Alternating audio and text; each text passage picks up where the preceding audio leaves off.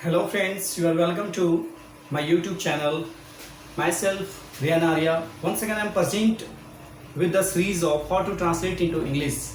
In our previous videos, I teach you about how to translate into English of different exercises of different parts of our grammar. Today in this video, we will come with exercise 91. Exercise 91, which is based on simple present tense. The another name of simple present tense is present indefinite tense. As we know, there are three kinds of tenses: present tense, past tense, and future tense.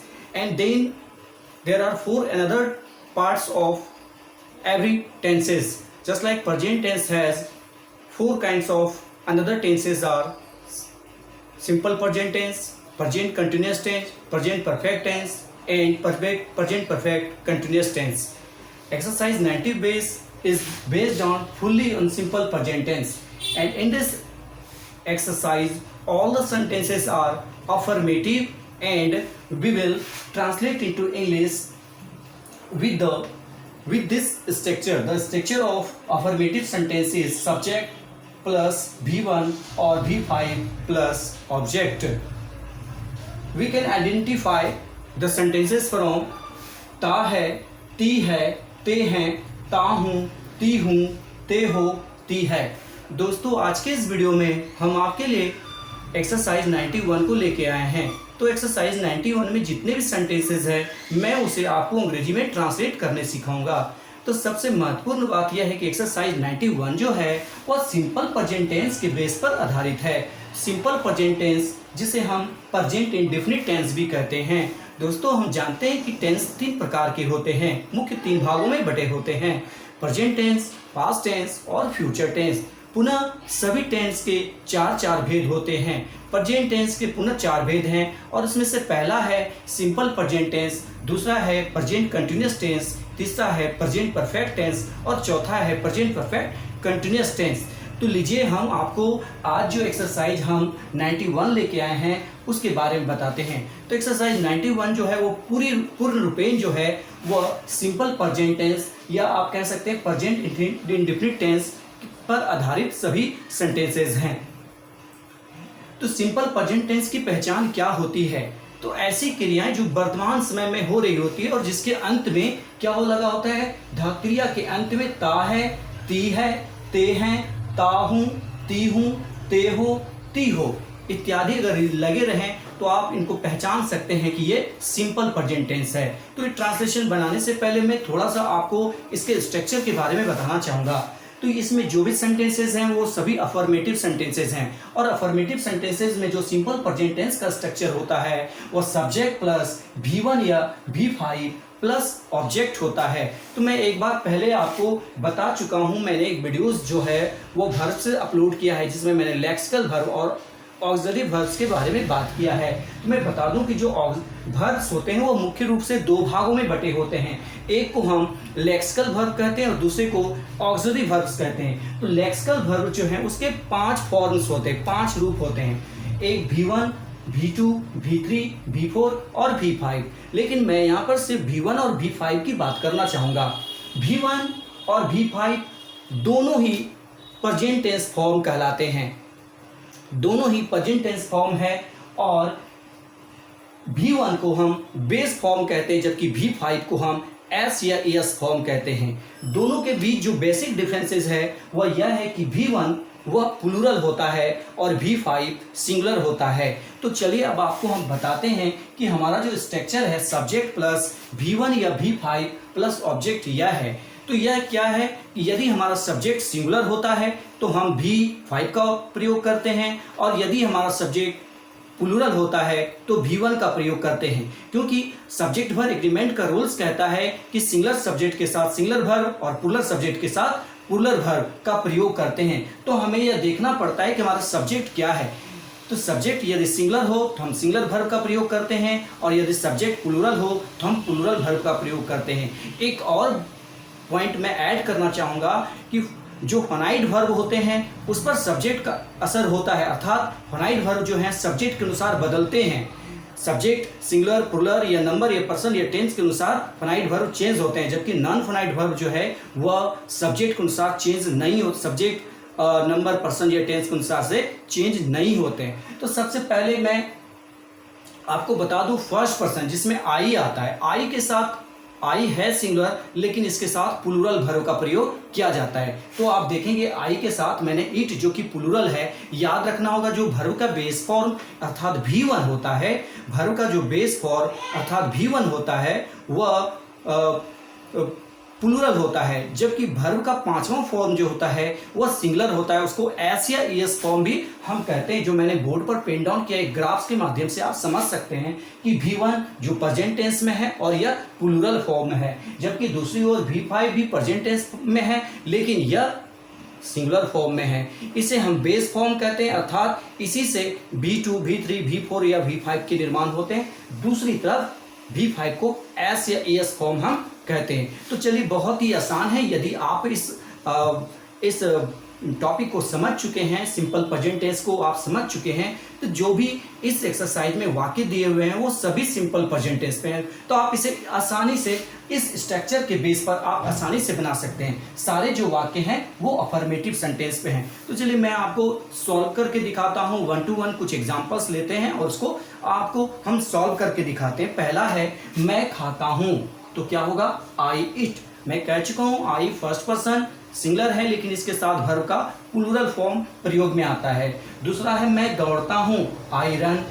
We यहाँ पे subject हमारा plural है इसलिए we eat, हम लोग खाते हैं। अगले सेंटेंस के देखते हैं, वी हमारा सब्जेक्ट है, हम लोग जानते हैं, वी नो। इसी तरह अगले सेंटेंस को देखते हैं, तुम गाते हो, यू सिंग। अगले सेंटेंस को देखते हैं, आप लोग हंसते हैं, यू लाफ। अब आते हैं हम, देखिए हमारा सब्जेक्ट थर्ड पर्सन है, सीता जो है वह थर्ड पर्सन सिंगुलर नंबर की श्रेणी में आता है। तो सीता के साथ हमने डांसेस यानी कि V5 को लगाया है, अर्थात थर्ड पर्सन के साथ वर्ब का पांचवा फॉर्म लगाते हैं, सीता डांसेस। अगले सेंटेंस को देखते हैं, वह रोता है, ही, ये भी थर्ड पर्सन सिंगुलर नंबर है, इसके साथ भी वर्ब का पांचवा फॉर्म लगाए हैं, वीप्स। अगले सेंटेंस को देखते हैं, वे लोग पढ़ते हैं, दे रीड। लड़के पढ़ते हैं, द बॉयज रीड। यहाँ पर हमारा सब्जेक्ट बॉयज है जो कि प्लूरल है, इसलिए हमने V1 का यहाँ पे प्रयोग किया है। अगले सेंटेंस को देखिए, वे पढ़ाते हैं, ही टीचेस। तो ही हमारा थर्ड पर्सन सिंगुलर नंबर है और थर्ड पर्सन सिंगुलर नंबर के साथ वर्ब का पांचवा फॉर्म हम लोग लगाते हैं। कुछ और हम सेंटेंसेस को लेते हैं इसी एक्सरसाइज से। अगला है, कुत्ता भौंकता है, द डॉग बार्क्स।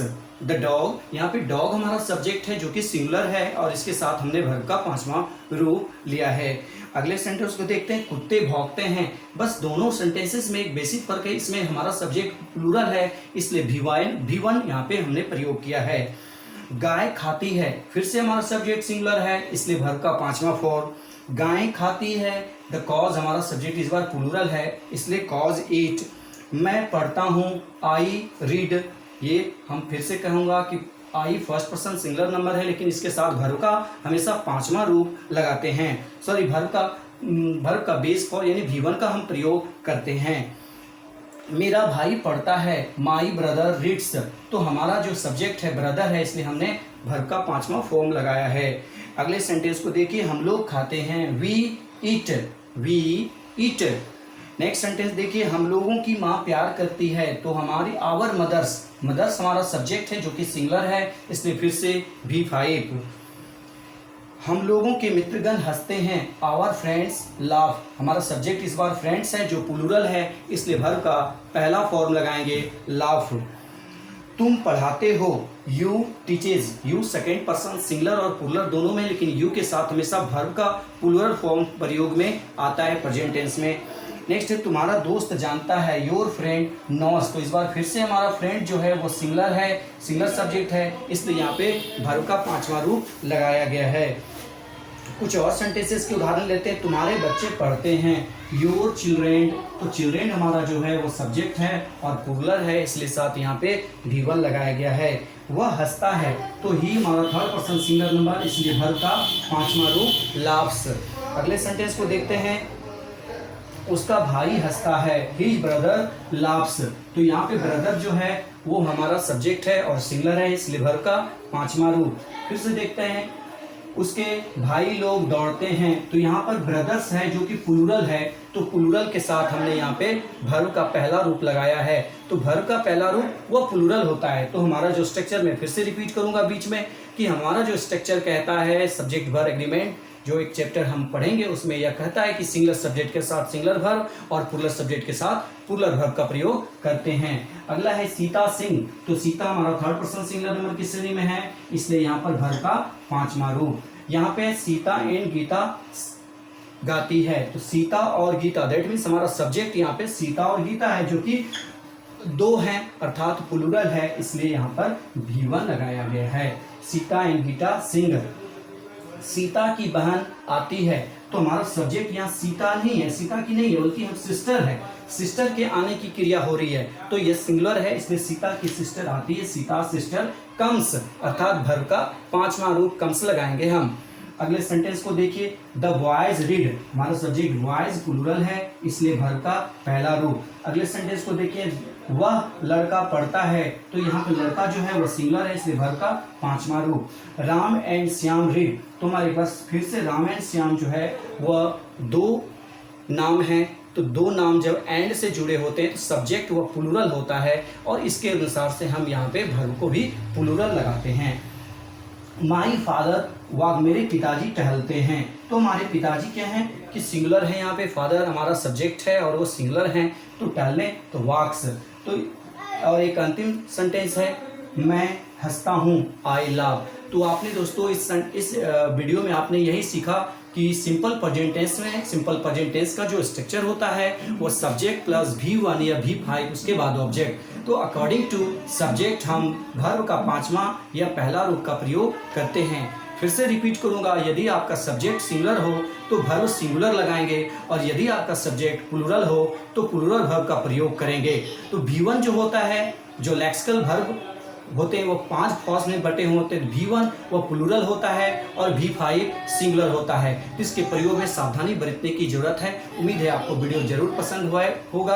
अगर आपकी कोई कंप्लेंट्स हैं या फिर आपको अगर कुछ सजेशंस देना है तो प्लीज़ आप हमारे कमेंट्स बॉक्स में जाके आप अपने एडवाइस, अपने कमेंट्स कर सकते हैं। इस वीडियो में आपके लिए इतना ही। Thanks to everybody, thanks to watching my videos.